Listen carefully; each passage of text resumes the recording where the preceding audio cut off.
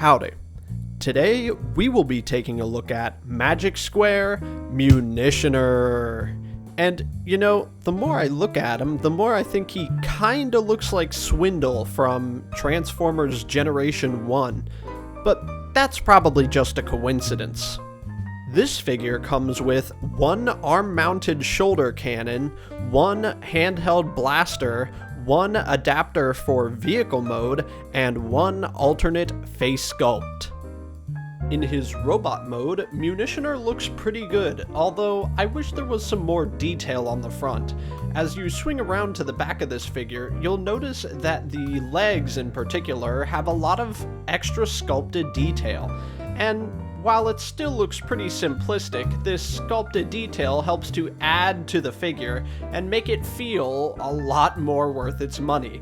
As you can see, the articulation is really good on this figure. Nice deep knee bends, and at least it has an ab crunch, although I wish the ab crunch was a little bit deeper.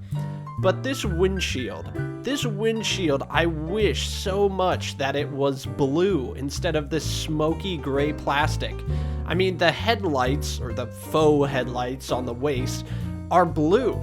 Now, I understand the actual headlights are not blue either, but Magic Square's already made 3 other versions of this figure. Not in this scale, but all 3 of them have blue windshields. Now, I'm not gonna go out and buy some freaking Toy Hacks sticker and stick a blue windshield sticker on there, because I think that's stupid. I wish Magic Square would have just made this a transparent blue windshield. Otherwise, this figure is actually really good, and that's the one big problem I have with it.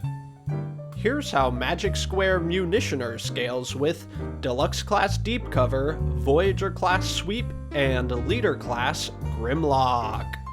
Here's how Magic Square Munitioner scales with Takara Tomy Masterpiece Prowl and Robot Paradise Acoustic Wave. Here's how Magic Square Munitioner scales with X-Transbot's Big Load and Magic Square Heavy Gunner. In his vehicle mode, Magic Square Munitioner is a Jeep. In his vehicle mode, Magic Square Munitioner is really kind of plain. I mean, I understand that this figure is going to end up being a leg, and you don't want to make every single limb look really detailed to the point of distracting from the whole figure, but really, a little bit of extra details couldn't have hurt, like here and there. I mean, this figure looks so plain in vehicle mode. The hood is just the same color all the way. The fenders are the same color as the doors, quote unquote, are the same color as even this like bed area. It's just 2 flat panels, and that's just kind of boring. You know, take this compared to Takara Tomy Masterpiece Hound. I mean, that figure is covered head to toe in details in vehicle mode, and I think it looks a lot better for it. You know, it's a shame that this vehicle mode really looks so plain. Although, at the end of the day, the vehicle mode does look good, and it holds together. One problem with the way the legs connect is that Magic Square uses a fat peg and a tab. One or the other would have sufficed, but because they have both, unfortunately, it makes pegging the legs together in vehicle mode particularly difficult. If you look in robot mode, you can see the peg on mine has definitely worn the paint off. I don't think they accounted for the layer of paint that they're putting on these figures. I guess you could sand it down, but I feel like that wouldn't look very good. Either way, once you squeeze it together and pull it apart enough times, you can get it close enough that you can peg the wheel onto the back, and it'll look fine. Here's how Magic Square Munitioner scales with Deluxe Class Deep Cover, Voyager Class Artfire, and Leader Class Laser Optimus Prime.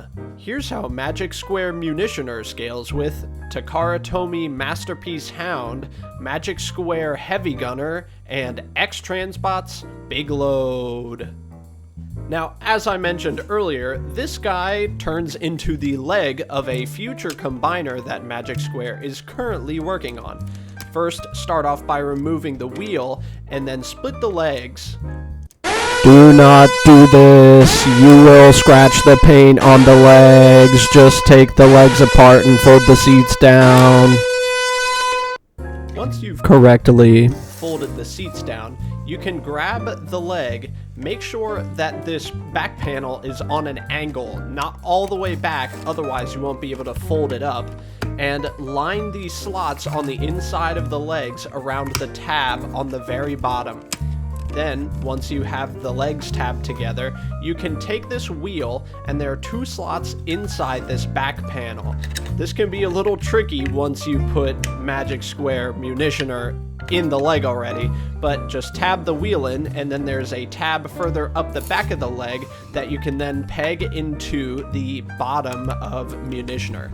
Then just fold the windshield down at whatever angle you like, and the front crash bar you can just fold down.